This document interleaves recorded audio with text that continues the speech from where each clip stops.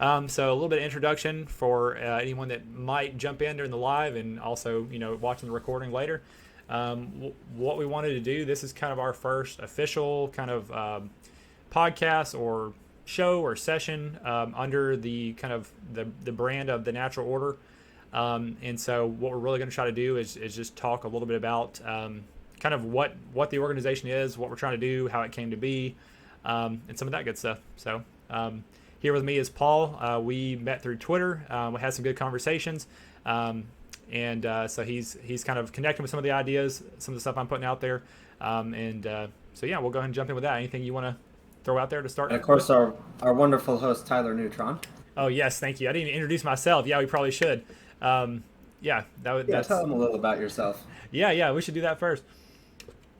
And one thing I'll say too, just to preface it all, I've tried to put probably a lot of the stuff we're going to cover is on the website. I mean, a lot of what we're going to do today will probably be a reflection of that, and that includes like an autobiography page on there. And that website URL, which I will include if it's not already in the description, is thenaturalorder.net. Yeah, just to talk a little bit about me. I grew up in North Georgia, United States, pretty small country town. Like a lot of kids, just interested in technology and games and stuff like that. A little bit on the nerdier side, doing well in school and whatnot. I was raised Christian, but when I got to middle school, like a lot of kids too, I kind of started to distance myself from it. And then through some of the friends I met in high school, I was kind of exposed to more, just kind of more other religions, more ideas, and other philosophies and the internet. So kind of going down that typical route you see, with the atheism and then to the agnosticism kind of stuff through high school. But I was pretty much a normie still. Like I played sports, like I dated girls, just pretty normal stuff. And then in college, I had a lot of energy going into college, and I just really wanted to like make a difference and make an impact. And I just started to feel like college wasn't really designed for that. It's kind of really designed, that whole conveyor belt ideology. So I started to push really hard on my own to study what was going on in the world and how I could help with it.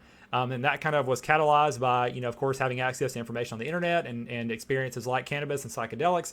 That really helped me just like take a deep dive into my psyche and figure out like what was going on and who I was and what I wanted to do. So I ended up kind of, there's some chaos in that period, took some time off of school.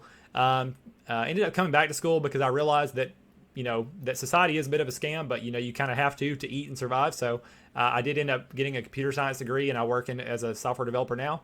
But outside of work, I definitely have a lot of passion for trying to, be involved culturally and politically and trying to build organizations and help engage with ideas and anything I can do to just help, basically help people wake up and challenge how they think and build institutions that can help drive us forward. And that's kind of some of the context that's led us here today. So I'll leave it there for now. And if you want to introduce kind of your background, that may be good. Sure. So I was also raised Christian. My parents were pretty left leaning. Like my mom went to Berkeley and hung out with communists. My dad was a hippie who went to Woodstock. Yep. But I kind of rebelled against them by becoming more of a libertarian and starting to lean more conservative. I started college going for a computer science degree, but I ended up getting a political science degree instead. And my original plan was to become like a campaign manager for third party political campaigns like the Libertarians and Green Party. That ended up not really going anywhere because there aren't that many great third party candidates, and even when you do find one, usually the system will work its magic to make them go away and make them irrelevant. Right. So yeah, it was around college when I kind of started to drift away from Christianity. Flirted with paganism and with Discordianism for a little while, and then ended up becoming an atheist for more than a decade. And then within the last few years, as I was kind of putting together some of the different conspiratorial things that I'd kind of been figuring that out all along, but as I got into more of like the occult side of what's being done to us and what the elite are up to, started to really challenge my beliefs and conceptions. And around that time, I ended up uh, waking up to paganism again, basically. And so at this point, I'm now an Asatru pagan. Um, and Also, like about 10 years ago, like starting around the same time as the Trump campaign, so maybe a little less than 10 years ago, my views kind of started to drift further and further to the right. saw some of the hypocrisy from some of my left wing friends and some of the Trump derangement syndrome, and started to realize that a lot of their opinions were not really based on like legitimate, ideological beliefs, but were more either self-serving, or in some cases they were basically just brainwashed into saying what the news was telling them to say. And that really came to a head during COVID, where I was watching people just behave like sheep being herded into doing exactly the wrong thing. I started taking my immune vitamins and noticed that vitamin D is your most important immune nutrient. You get it from sunlight, and they told us to stay home, stay safe, shelter in place, and basically stop going to any kind of outdoor location or events for an entire year. And there was a sign on the store at every single grocery store and pharmacy saying wear a mask, and they were giving out free masks, but yet nobody was advertising, hey, take your immune nutrients. Hey, these are the foods that you can get vitamin D and C and zinc from. And so seeing blatantly firsthand that they were literally telling us to do exactly the wrong thing, exactly what we should not have done, and not telling us to do something that was really, that would be good for not just our immune health, but our health overall. Something that, supermarkets could have made money selling us immune supplements and, healthier foods, but yet they didn't push that at all and instead lost money giving out free masks. So seeing that firsthand, it really, really opened my eyes to the extent to which our system is kind of rigged against us.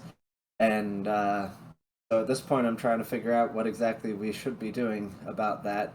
And I've kind of stumbled across propertarianism a couple times, which I know you're kind of an outgrowth from that movement. So I do have an interest in it. I wouldn't say that I'm 100% aligned with them ideologically, but I think they're moving the world in the right direction. So I'd love to see a movement that's based on a lot of those principles, and give you guys a podcast that explores a lot of those topics. Hell yeah. Awesome. Yeah, that's an awesome setup for where we can kind of take it next, which is, I basically wanted to say, so yes, like so many of us, it's almost inevitable if you start paying attention that you're going to come to the similar conclusions. If you're just, looking at the truth out there, you start to see all these kind of problems about like, everyone's going along with the current thing, and like who's steering the current thing and who's profiting from the current thing, and why are they attacking Trump so much, and like what's the deal with it's just no matter where your starting point are or where the dots are, they just start to connect and we start to see the same problems. So that part is almost we say that part's not as hard, but so many people are still stuck, unable to quite do that for various reasons. But even if you are able to connect the dots and say, yeah, we've got a big problem, and I'm seeing kind of what the common threads are, then we're still left with that question of, well, what do we do about it? Where do we even get started with it? And so, of course, a big part of that is looking for others who are seeing the same thing. I mean, that's critical. Like, humans, we're social animals. Like, a lot of our power comes from collaboration and cooperation. So if you're alone, if you wake up out of the herd and no one else is then it's just like, well, crap, I don't even have a good starting point now. I can yell and try to get other people to go, but where do we go? So what a lot of us do whenever we start to wake up is we do that. We look for other people saying what we're saying, and that's what gets a lot of people like, in these different political or intellectual circles and so forth. But even within those circles, we see certain limitations or problems and stuff. And I know for me, the Natural Law Institute was a bit of an oasis in that desert of like, you've got, we that can be a whole separate conversation about all the problems that are out there as far as people are doing their own thing or trying to profit off of it, or they're controlled opposition, or they're a psyop, or they're just, they're too angry and they're too violent. There's just so many different problems, and it's like, how can we even get started fixing the problem if we've got so much infighting and disagreeableness, and plus we're all getting banned from all these platforms too, so that's a huge problem. We literally have no public forum to even get together, so it's just like this huge chaos. But anyway, out of that desert we found an oasis like the Natural Law Institute, and so I guess we'll go ahead and go into it. So the Natural Law Institute, what really stood out for me, what was pinned to my Twitter for a while, and I've only really been aware of them. I heard about them a year or two ago just in passing, but I got involved earlier this year, and I've like gotten heavily involved since. The things that stood out to me is that that they are just an organization that's dedicated to truth. So like an organization, like that's already farther than so many groups have got, or so many people get. Not many people can even organize. Okay, so that's good. They're dedicated to truth, so that's really good. So many organizations out there are dedicated to the opposite.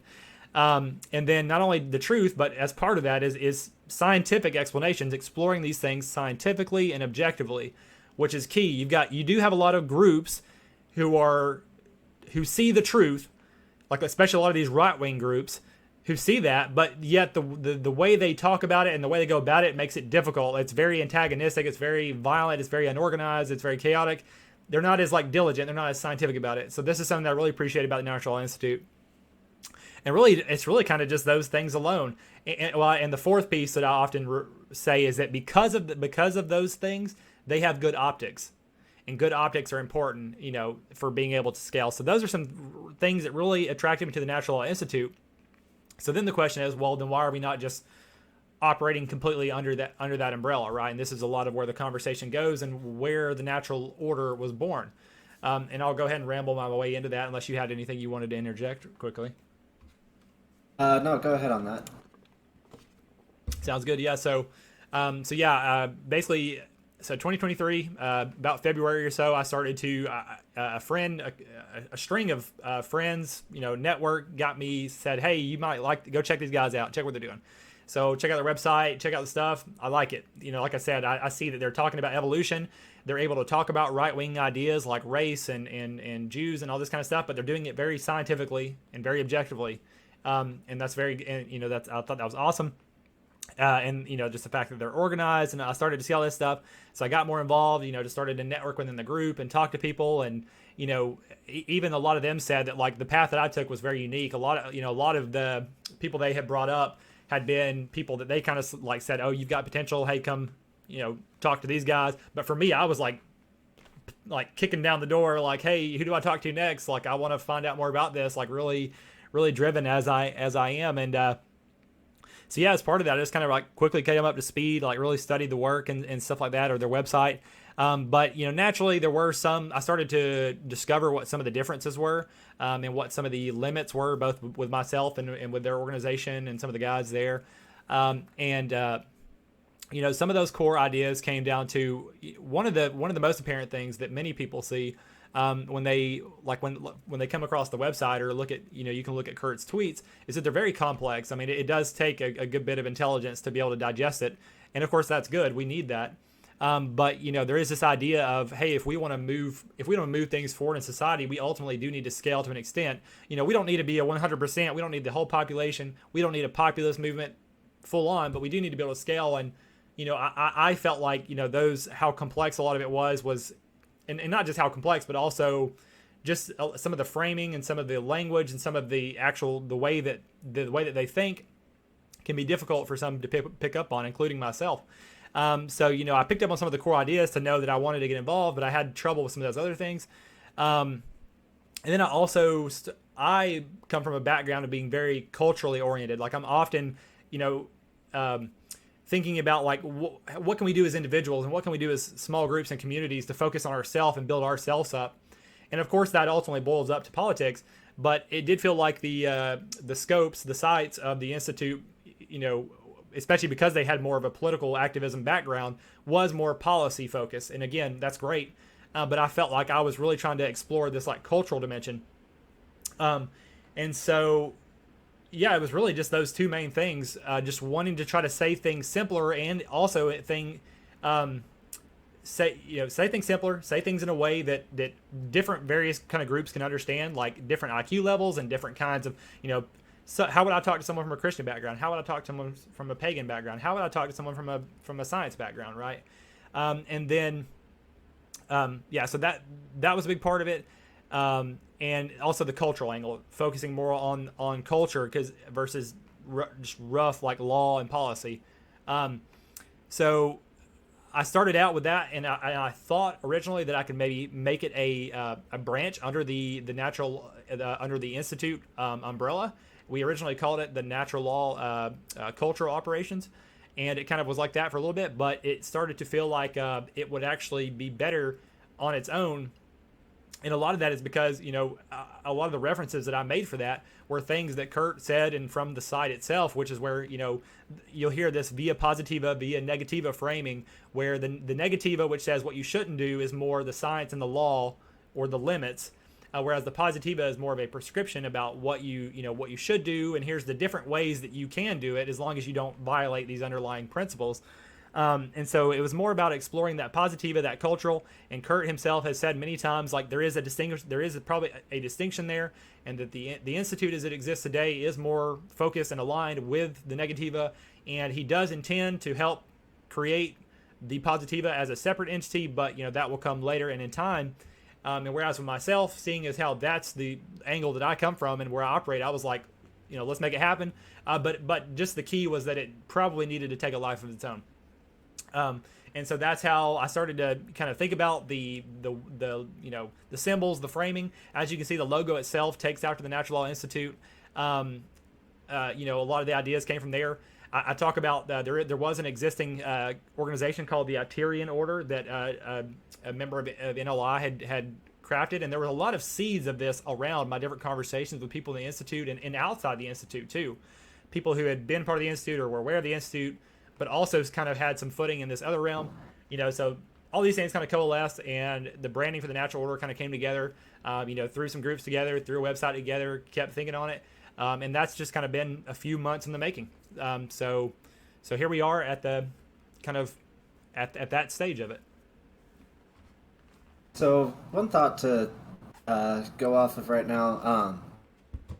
One of the most ironic things that I see about our current political situation when it comes to how we view science is like evolutionary theory is it's really a prescription that is very tribalist, because you have in nature, you have packs, you have herds, you have different groups of animals that stick to their own kind and are in competition with other different groups of animals.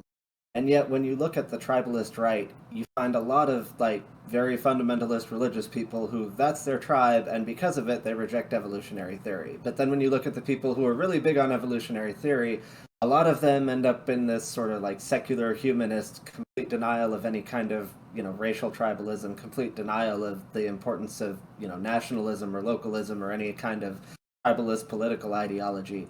And so you have this really weird, irony, I guess is the word I'll use for it, where the people who claim to be, the proponents of evolution and of using science to help us understand the world and to build the systems that we live in, absolutely reject a lot of the things that you would expect them to accept based on evolutionary theory, and the people who are actually living and behaving in a way that is more natural in accordance with the laws of evolution, all too often they reject those laws and don't even really understand what they're doing. And that's always kind of struck me as odd. But because evolution kind of prescribes tribalism, I think that we do need a movement that is embracing of tribalism in an evolutionary sense. And I do think the Natural Law Institute is, pretty close to that, pretty close to what you would need as far as that goes. And if that ends up being sort of the uniting umbrella for some of us more high IQ types, I think that's fine. But then it also needs to produce leaders who are then going to go out and find their particular little tribe, their particular movement, and make their own community, their own organization, something like that, that can then band together under that sort of umbrella or banner.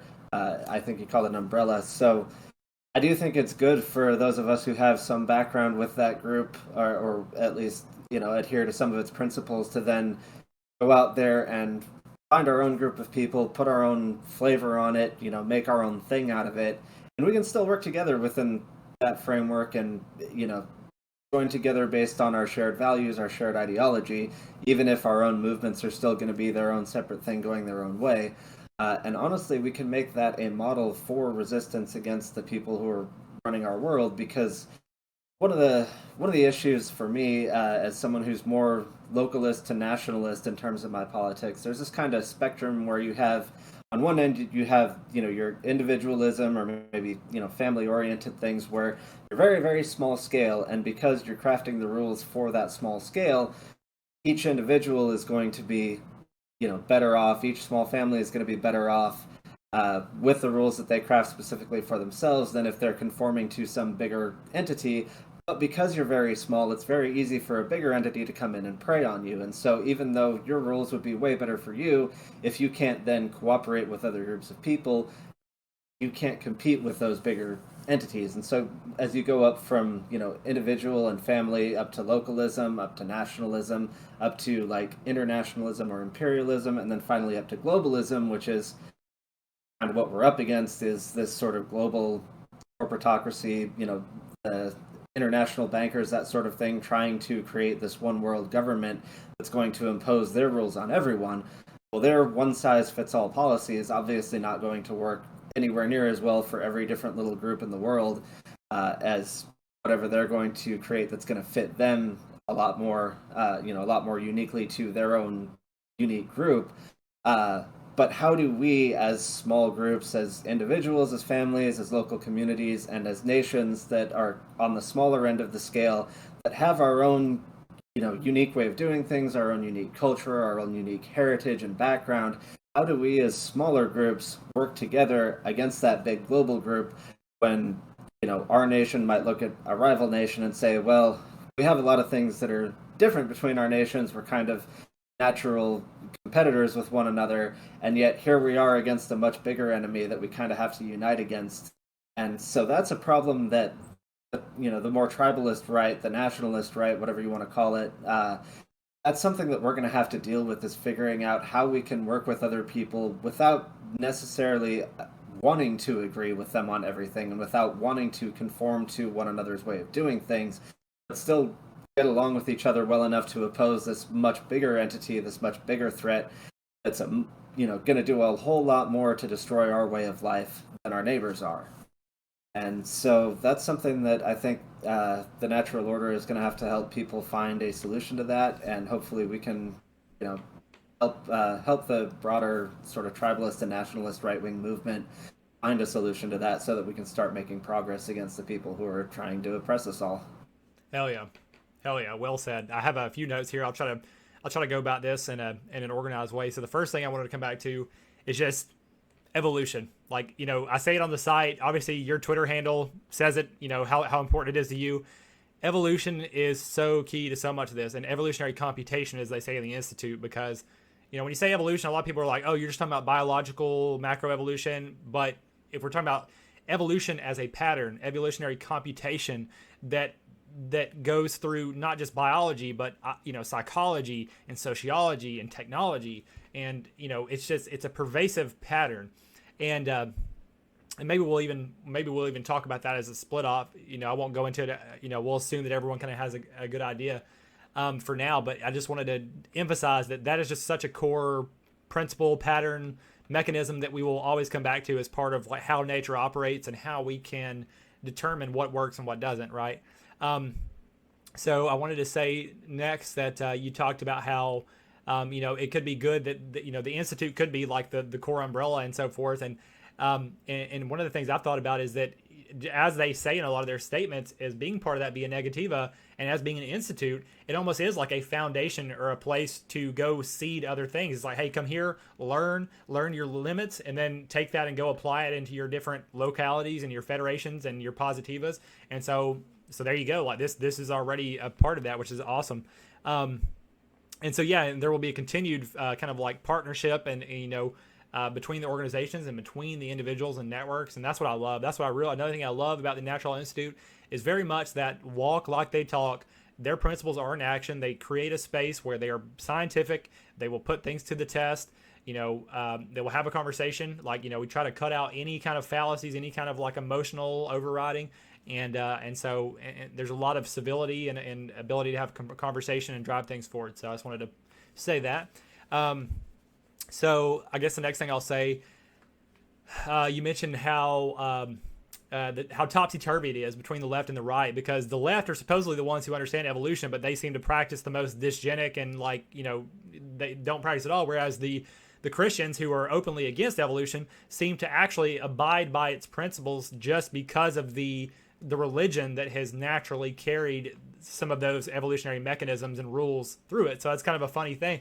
But what I thought about some of that's not even it's not even necessarily a part of their religion so much as that they're traditionalist, and that's kind of what there are carries people. them on in that Yeah, way. and that's something, this is a quick side tangent. That's something I've often said about, the positive things that are attributed to Christians and Christian communities. I'm like, that's just German, that's just Germans. That's just Romans and Greeks. Those are just Europeans. Like Yep. that's just what they do. Anyway, so that's a side thing. But I will say, so obviously you have this idea of like the old right and the new or general left, and then what we've been calling the dissident right. And of course, I've been talking recently about a rebrand of that. We'll get into that later, but it's typically known as the dissident right. And something I've thought a lot about is like, what is that really defining factor between the old right and the new right? And of course, a lot of people think, oh, it's Christianity or it's just like science or something.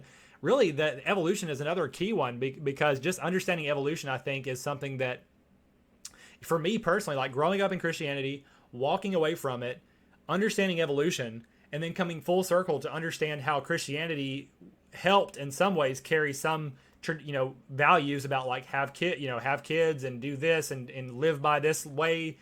Those are like evolutionary laws kind of encoded, even though it's not perfect.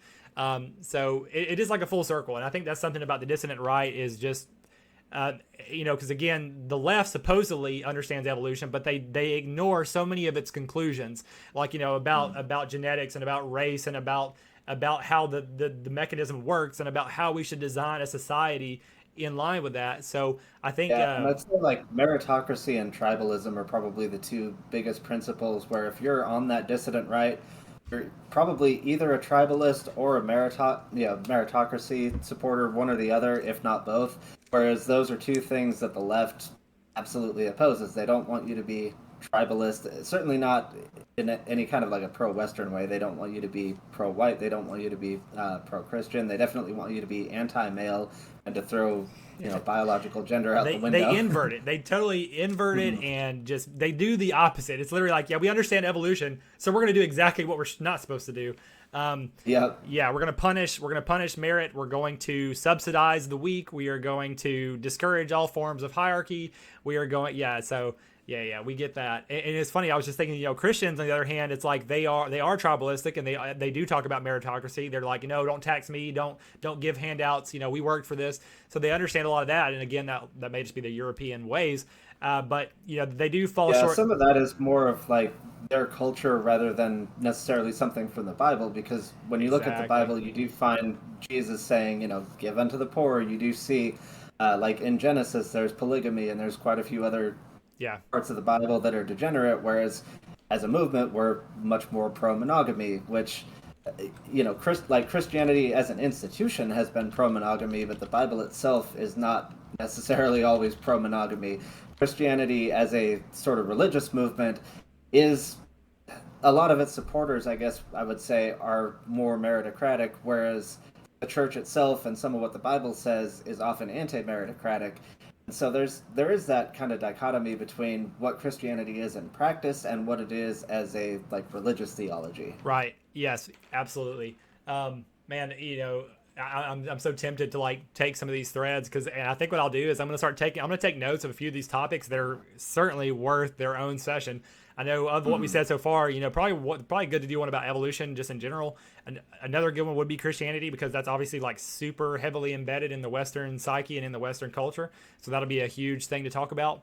One thing I wanted to come back to, as we've alluded to multiple times before, is this spectrum between like the individual and I guess you would call it a spectrum of social organization, perhaps, where you have the individual, you have like the family, you've got the community or the tribe, and then you've got like the nation, and then you've got like the globe. So you've got these like key scales, and it's a big question of how do we balance between? Because like you said, if you're like, if you prioritize the individual and like a libertarian sentiment, well then like how do you compete against other factions that have organized better than you have? And whereas if you have a top down and you force everybody to be the same under totalitarian rule and totally crush the individual, well, that kind of like defeats the purpose of living. So it's kind of like, again, yeah, I agree. That is a huge balance. And one thing I wanted to say too, kind of as part of the, this probably ties a couple things together. So you talked about, we're going to have disagreements at some level. Like any two people are going to disagree about some things at some level. But how do we keep the frame and the context in mind so that we're not letting those small disagreements get in the way of what our overall alignments are? And a lot of times it comes down to whatever competitive environment you're in. Like if you just thought like if you have two European tribes isolated, they're probably going to quarrel a little bit. But if another totally foreign Mongols invade, they're like, shit, we got to get over our small differences. We got to unite as a larger people and fight them. And so a lot of times that's how it works. But just in general, I think that's something I always try to keep in mind. Just anytime I'm talking to anyone is like, even when we're having disagreements, like we align about so many things. And so let's focus on those things as much as possible. And then we can work on the rest later. So yeah, I think that, well, and yeah. uniting is like a group of tribes. It is a lot easier when it's a clear outside invader. So when it's when it's the Mongols or the Muslims or something invading Europe, yeah, there were quite a few times where people were able to band together to push them out. When it was the Soviet Union, you saw NATO and the sort of early stages of the European Union get together to sort of oppose the westward expansion of communism. Yep. But when it's more of like a subversive enemy that's trying to infiltrate you through the back door rather than an external enemy that is at the gates, it's a lot harder to unite against that because you've got this little subversive voice whispering in everybody's ears saying, no, fight with each other, don't fight with us. Yes. And so yes. Yeah, that's unfortunately a problem that makes it harder to organize collectively against that external threat because it is slipping in through the back door and becoming an internal threat. Yeah. Yeah, you say subversive voice, and I think we both know, and anybody watching will know like what we're talking to there, and that itself will warrant a whole video. And I'll go ahead and say it. I'll go ahead and name them. I mean, we know it's Semitic. We know it has a lot of Jewish correlation, and of course that discussion has to be engaged strategically and scientifically, and it certainly can be. Yeah, and to give people kind of an example of what we mean by that, in case you're not yet aware of that. You look at like Jeffrey Epstein and Ghislaine Maxwell, who ran a child sex trafficking ring that sexually blackmailed multiple presidents. They worked for the Israeli government, and it wasn't just them. It was Anthony Weiner, married to Hillary's chief of staff, convicted of grooming underage girls for sex trafficking, also a Jew, also had ties to Israel. Claire Bronfman, head of the NXIVM sexual blackmail ring, sexually blackmailed multiple journalists, celebrities, and media company executives. Her dad was business partners with Ghislaine Maxwell's dad. They both got state funerals in Israel.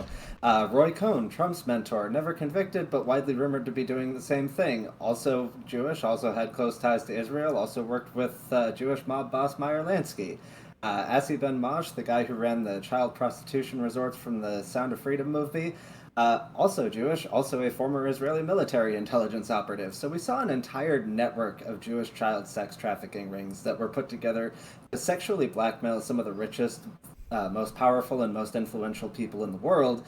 And they all seem to be Jews with ties to the Israeli government. So maybe you've got other examples of some other government doing something like that, but I'm not really aware of anyone doing anything that's as horrible as using the rape of our own children to blackmail our leaders on a large scale the way that Israel has done.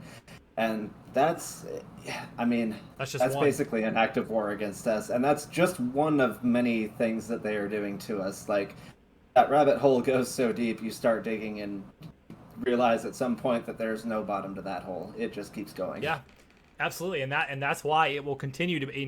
For real, when I think about the biggest narratives and discussions and points I've tried to get across in the last 5 years or so, it's been so much about hammering that home. Just pay attention to what the Jews are doing. Look out for that connection because it is pervasive. I mean, and we can go ahead and talk about it a little bit more just because again it's so critical.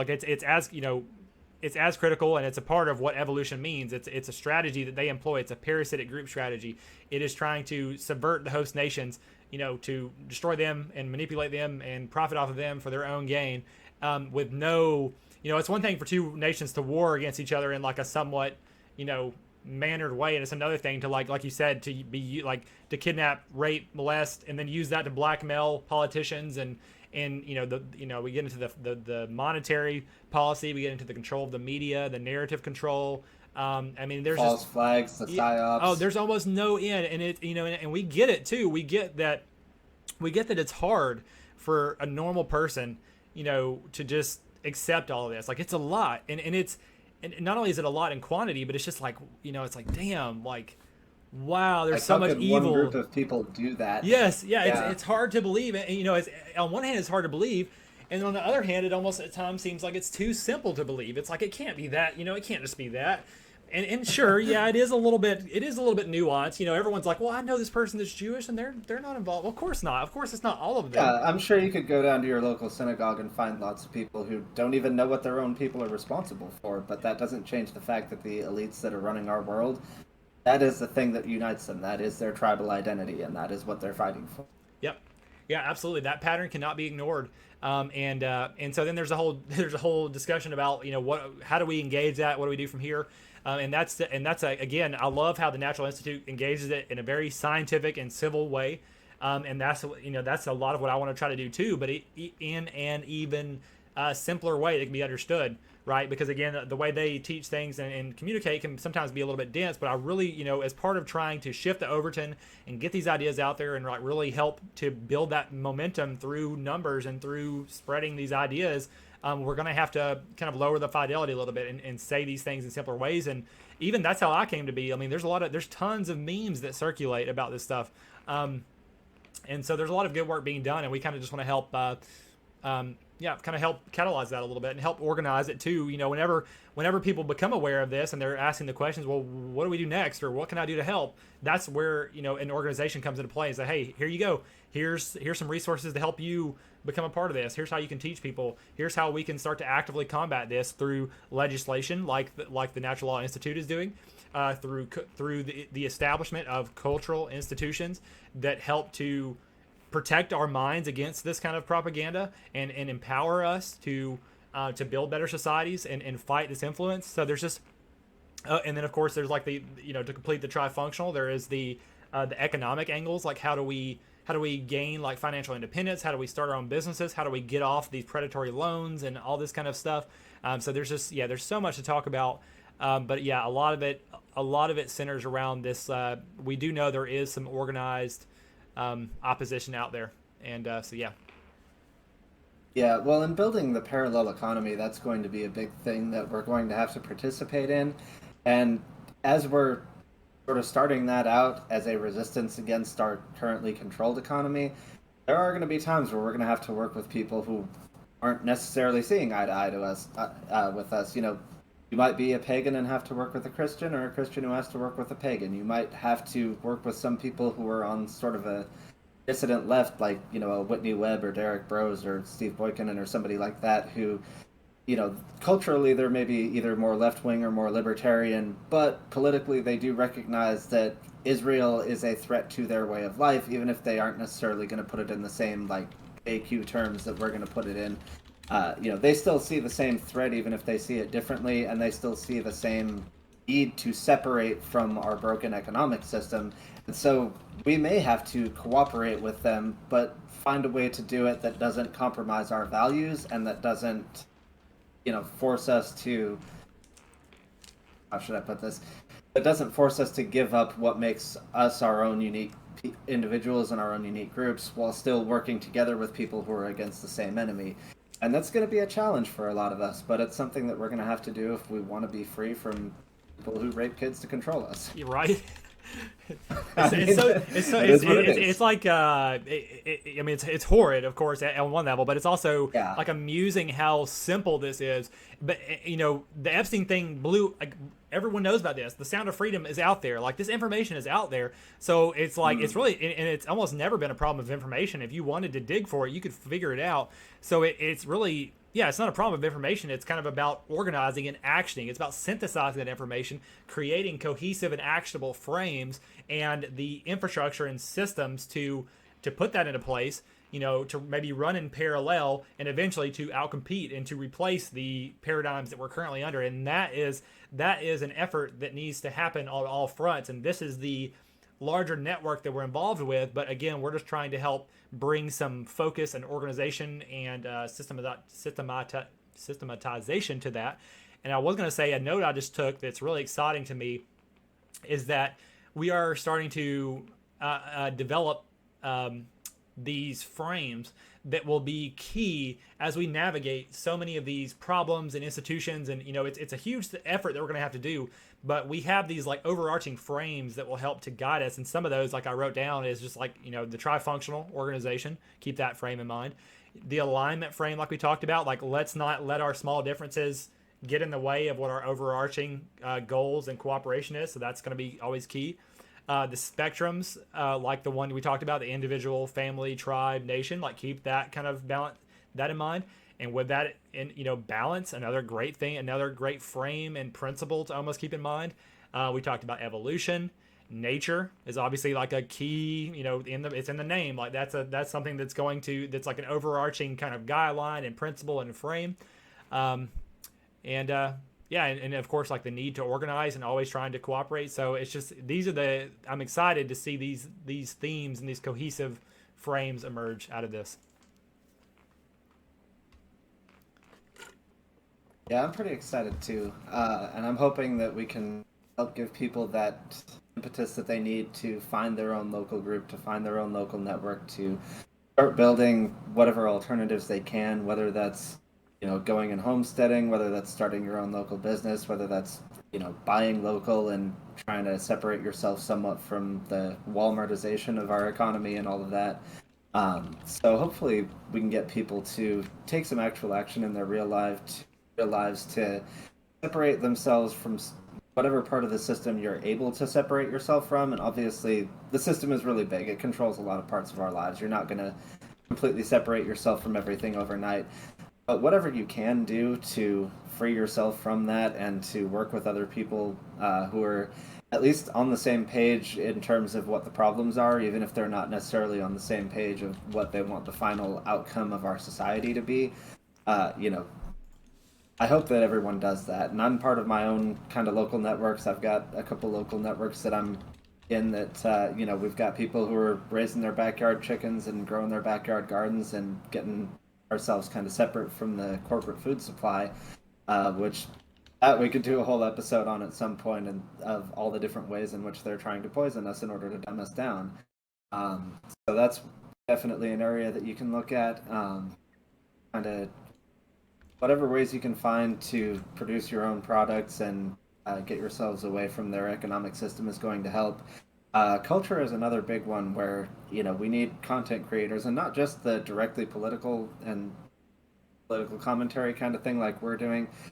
We do need people who are gonna create our own cartoon shows and put them up online. Like Murdoch did a lot for the dissident right. I don't know of a whole lot of people who are creating that kind of content to be sort of out of the Jewish mainstream media, promoting the right values, but still be something that's entertaining that you can just sit down and watch. Whenever you need to kind of turn your mind off and relax a little bit without having that Jewish subversive mental programming going on in the background. Right. So yeah, and there are people out there creating their own music and stuff like that. So if you can separate from them culturally, and if you can be part of the process of separating from them culturally, great. We want people like that, and we probably need some more organizations that are going to help spread people's music and art and video and other creations like that. So anything that we can do to promote that sort of thing, I think would be great. And maybe someday as we get up there in episodes, we'll be able to have guests on that are into that kind of thing and can give their own perspective on what they're doing. Yeah, absolutely. I'm so excited. It's funny. You say like cartoon shows in particular, like that's something I've always wanted to do. Like I love to draw. I love cartoons. Like that may be something I'm engaged with. But what it reminds me of too, just to zoom out, is that it is almost like a renaissance that we're a part of, because in the same way that we emerged from the Dark Ages with a return to like the Greco-Roman values, it's like we are still having to kind of fight our way out of this like Abrahamic, Semitic, subversive element that has like deeply rooted itself in our culture, and in our worldview and in our institutions and everything. So it is the potential for an absolute renaissance, like we've seen some instances of before, and so that really is exciting. And that's very much the scope of the work that we're doing. Like I said, the order. I do see it kind of being culturally aligned, and then there's entities like the Institute that are politically aligned, and then there's others spinning up in the other space. But ultimately, I think that even without the existence of us of a very centralized unifying entity to be the umbrella for everything, it still kind of is already emerging just through our decentralized networks and our federated networks. And it could be that that's the preferable way. We may have learned our lesson that we want to try to not decentralize as much as possible because we just know that there are some inherent problems there. And I wanted to say too, so you talked about just the importance of the local efforts, and that was a big reason why I think it took me so long to find the institute, even though it's been around for so long, is because a lot of the organizations I built and the scope of my focus had been so local or semi-local, like within the same state at least. And so that's of course important, but then there is a lot of value to the digital as well, so they can kind of fuel each other. Like you can meet people locally, you can meet people digitally, and it just helps to feed into one another. So we just need to utilize every tool possible. But that is the goal. We want to manifest as much as possible IRL. We don't want to have to stay online or whatnot. We want to capture the institutions and return to the land as well. That's another big movement that's out there as part of the Asha Logos project and some of those guys that is very much focused on that. Self-sustenance as much as possible, grow your own food, stay organic, like get off of the chemicals in the industry. So that is a huge theme that I agree that could be another great focus session. Another good session too, I just wrote down, I kind of came up with a funny little title. I called it separation, acceleration, or resuscitation. And this is kind of like three themes or strategies you kind of see among the right, which is that separation is like, I'm going to go off, secede or do my own thing and just live off grid.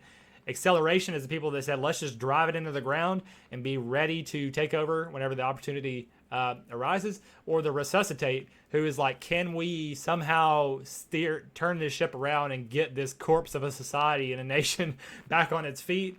It's kind of like, and maybe it's a little bit of everything, but that'll be another good talk to explore each of those approaches and so forth. So that'll be good. Yeah, and there's definitely pros and cons to each of those, because separation is probably the best for you as an individual, but at the same time, if you're too separate, that brings us back to that same problem of how do you remain separate when the system wants to impose itself on you.